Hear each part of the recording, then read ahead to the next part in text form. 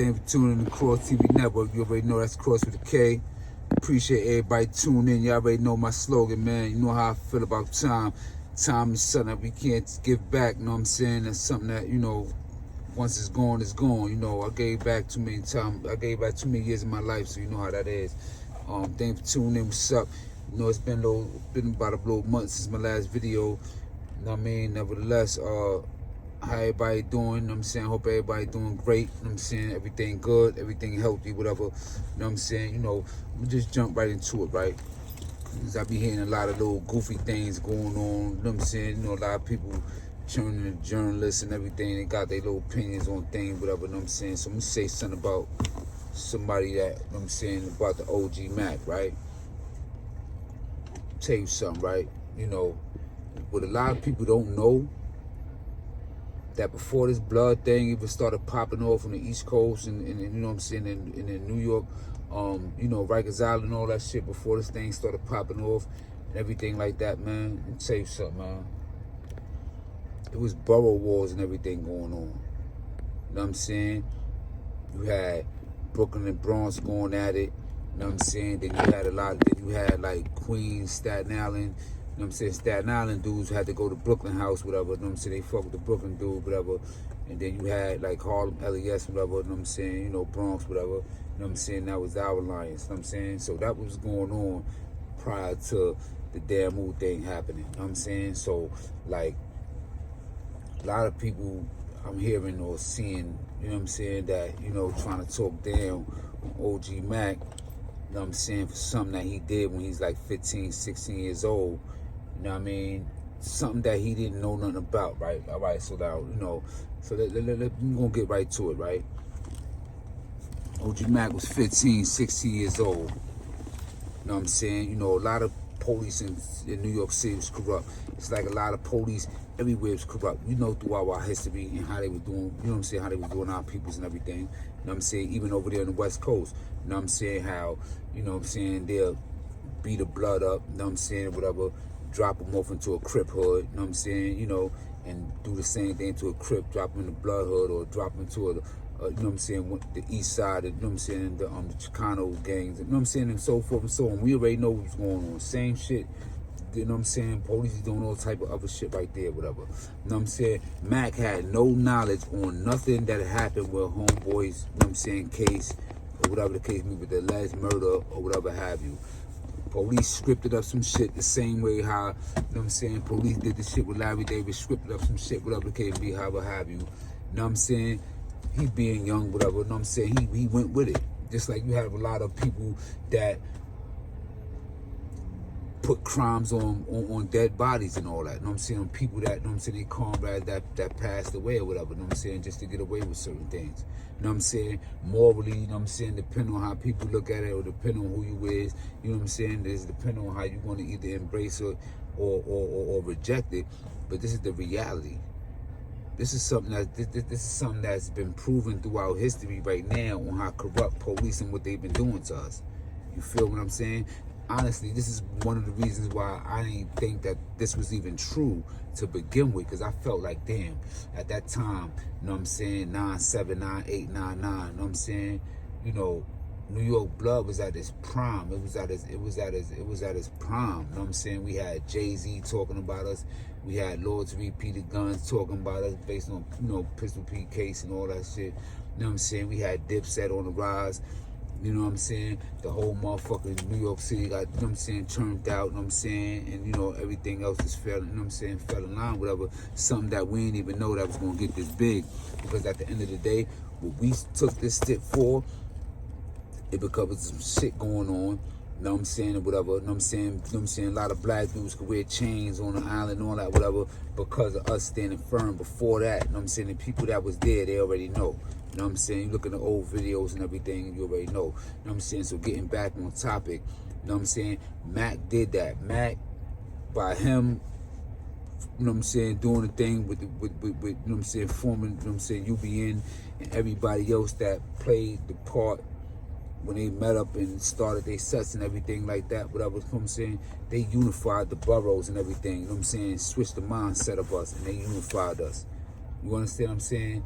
You know, people want to sit here and say, yo, he a rat, he this, that, and the other, whatever. Let me explain something to you, right? Because a lot of people like, yo, Mel, you know what he did, and you will fuck with him when you did da da da da. Yo, and try to trust and try to question nigga integrity, right? Let me tell you something, man. I'm a real grown man, and a lot of y'all is not even ready for what I'm about to say. You know what I'm saying? But because I don't even care, you know what I'm saying, whatever have you, because, you know, I'm always been my own man, you know what I mean? And, you know what I mean, that's a gift and encouragement in itself, but that's a whole video by itself. You know what I'm saying? But I'm gonna give you the real, right? Name one person that you know that did something like Mack and lied about a whole bunch of shit he ain't know no new shit about. You know what I'm saying? He let the police coerce him and do whatever he was doing. He was 15, 16 years old, whatever the case may be, right? And then when he was a grown man, the godfather of the United Blood Nation in New York City Penitentiary that spread it out like wildfire in the streets all over the East Coast, down south. And he gonna put his whole everything online, like, you know what? And recanted that statement and let it be known, like, yo, what I did was wrong. I didn't know nothing about that, whatever the case may be, so forth and so on. And got that man home. Got that man home.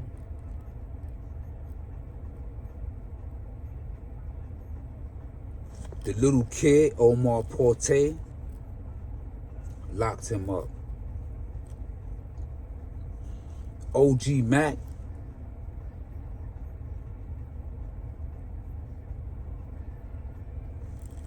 went to the plate and was like, nah, I gotta get this man home, man. I gotta get this man home. This is wrong. What I did was wrong, whatever the case may be. And was willing to do whatever the case may be, put his reputation online, whatever the case may be, whatever, to get that man home. That man is home. And guess what? To all y'all Scolati riders and all that want to put Mack name down and all that, the dude that he put in there and they got home and got him home is appreciative of him. Is finding ways to help him get home. And is in touch with him legally. So whatever y'all feel about that individual don't mean shit. Because the person that did that time love and appreciate the shit out of Mack, that he kept it real, know what I'm saying? As a grown man, as an OG, as a man. Corrected what he did as a motherfucking kid. And got that man home. And when that man came home, he came home to a couple of dollars. So it wasn't like he fucked up or nothing. Like, he came home with some money. And I'm in contact with him also. This is why I know all this stuff. And there's other things that I want to say, but it's not even the time to even say all that. You know what I'm saying? When the time is right to say all that, the time is going to say. You know what I'm saying? I'm going to say what I'm going to say. You know what I'm saying? But at the end of the day, this is too grown for a lot of people. Way too grown for a lot of people. And I understand. You know what I'm saying? But at the end of the day, anybody feel about the way about the big bro? I mean, you know, it is what it is. It is what it is, man. Because let me tell you something. You know, if I felt that an individual was a rat, or he was some old clown nigga, or he was this and that and other, whatever case may be, one side would have felt in my heart that he was a rat, or he was a dishonorable motherfucker. I would have disassociated everything that associated me with this individual, including my oath in which he gave us, in which you live by, including the motherfucking codes that you spit, that you know. was all sanctioned. The hoods that you represent, even if they are branch off or whatever, it wouldn't be existence for him. The Mack and the Mack moniker itself is him, because his whole name is OG Mack 10. So he put his name in codes and everything. So every time you hear Mack, automatically you would think about him. The same way how you think about George Washington Bridge, you know what I'm saying, or Frederick Douglass Park or some shit like that.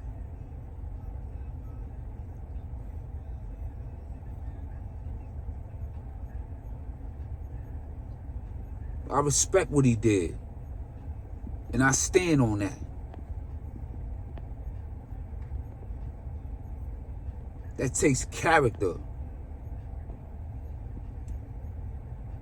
That takes integrity to do something like that.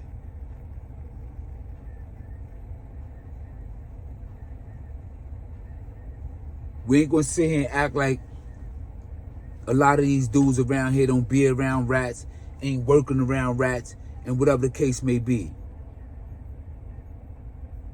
And another thing, let me tell you something, right? If I wasn't loyal to this blood shit and live by the 30 rules, live by the prayer, live by the Constitution, live by the 5.0, live by the 5 points and everything, whatever, regardless, whatever it can. If I didn't believe in that, I wouldn't be who I am today. And the reason why I say that is because not only did I take a stance for my people in prison as a kid myself, because I went in when I was just turned 18 with a murder and attempt, and while I was locked up, I caught 5 more jail cases because we was at war. And I was on front line. But when them rules tell you you have to read an hour a day on revolutionary history, black history, on who you is and who you are, whatever the case may be, that shit started opening up my mind. When I started learning about the struggles of Huey P and how they fought for the people and all this and that other and everything was going on, it blew my mind. I'm like, oh shit, what the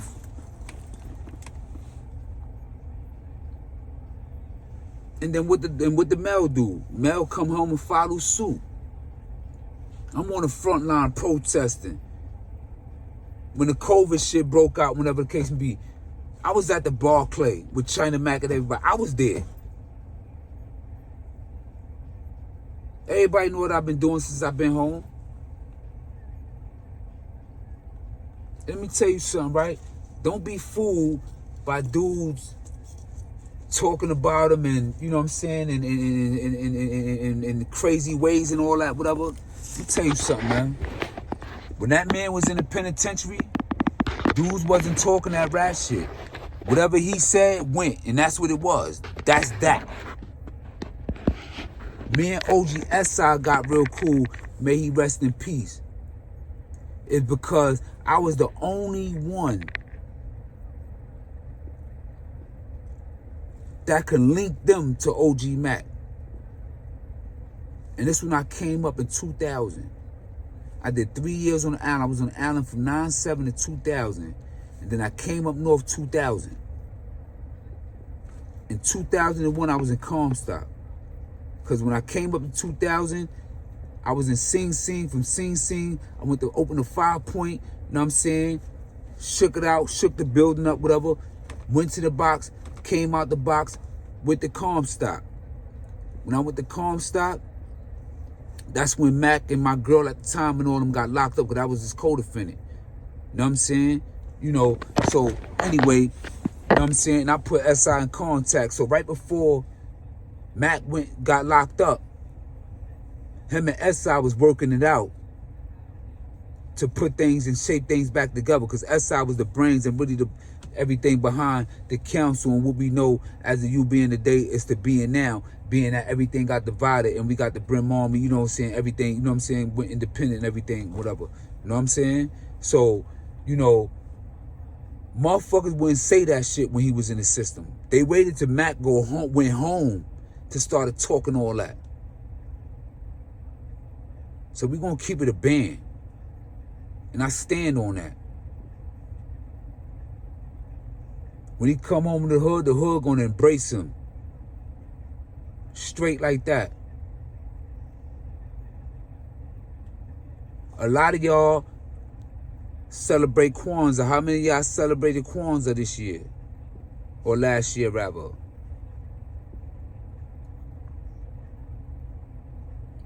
The person that started Kwanzaa name is Ron Karenga. Who is Ron Karenga? Ron Karenga is a guy that left Chicago and went to LA. When he went to LA, he was a part of a clique called the Gladiators, a gang called the Gladiators. This is before Blood and Crip. He was a part of a gang called the Gladiators. You know what I'm saying? You had Bunchy Carter and Bunchy Carter and you know what I'm saying? They were Slawsons, right? Slawsons and Gladiators was enemies. You had Slawsons, you had Gladiators, you had the LA Brims, who later returned Blood. You know what I'm saying? It was the second hood, you know, with them and Pyrus, you know what I'm saying? You know, with the foundation of Blood, you know what I'm saying? And so one day at the UCLA campus, they was having an event where they wanted to, you know, they was on, you know, polls or whatever, and they was having a debate on who should lead the black studies for UCLA. You know what I'm saying? So at that time, Bunchy Carter was no longer a Slawson. He was the chairman of the Black Panthers chapter, of the LA chapters of the Panthers. And Ron Karenga is no longer a gladiator. He is a United Slave, a US. You know what I'm saying? They both was militant groups, you know what I'm saying? And that debate went left. And Ron Karenga and them killed Bunchy Carter from Black Panthers and somebody else or whatever. And then he became an agent provocateur for the government. You know what I'm saying? Where they was utilizing the United slaves. You know what I'm saying? Every time they'd shoot up, let's say for example, they'd shoot up the Black Panther Party or whatever, office or something like that. The Black Panther Party office and everything get raided for the guns and everything and for retaliation, while the United slaves would get nothing like that. You know what I'm saying? So they was kind of like working hand in hand, you know what I'm saying, with them and everything. You know what I'm saying? And that's what the COINTELPRO is about. You know what I'm saying? So, you know, the point what I'm making about Ron Karenga and what relevance Ron Karenga has is that regardless of what he went through, whether you know or what he went through, who he is or his story or not, doesn't take away him making Kwanzaa, from him, you know, from understanding the principles and why Kwanzaa was built. We can't look at the messenger, we got to look at the message. And that's how I look at Mack. He made a mistake while he was a kid. Almost a decade later, he became OG Mack. It ain't a blemish on his record as OG Mack. As a grown man, as an adult, there's no blemishes on his record.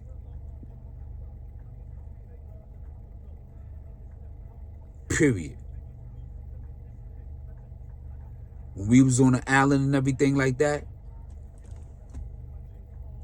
Whenever Mack had to come see somebody or he needed to get somewhere, you know, and he couldn't get there and he was coming down from up north, he popped on the CO. Punch him in the face, and the riot come and beat him up, break his arm. For him to go to the box, to be around the homies, to tell them the information that they need to know or whatever the case may be, you know what I'm saying, for his reason to do what he needed to do. And he did that every time he came down.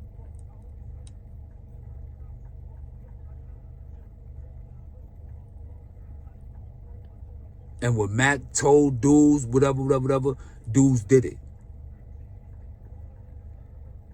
All these dudes repping OG status and whatever the case may be from first generation, whatever, it was sanctioned through him. So we're not going to get this twisted. Because like I said, dudes wasn't saying nothing about none of that when he was locked up, when he was in there with dudes.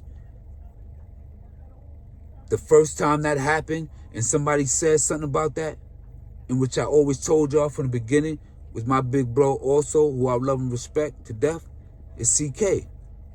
He was the first one that said something, what happened to him. He got cut.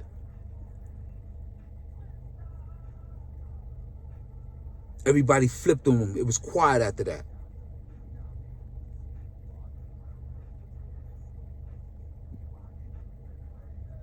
So it's crazy how, you know, a lot of loose, how now, all of a sudden, because he locked up in this situation, whatever, you know, people could loosely say and whatever, like it's cool, whatever can be. Like, if he was around, dudes wouldn't even be playing like that. And people already know, they can't even talk about him like that around me. People already know that.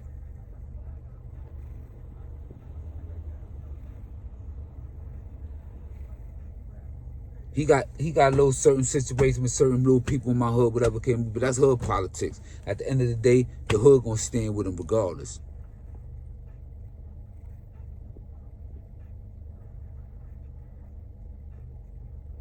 Just wanted to give y'all something to think about, man.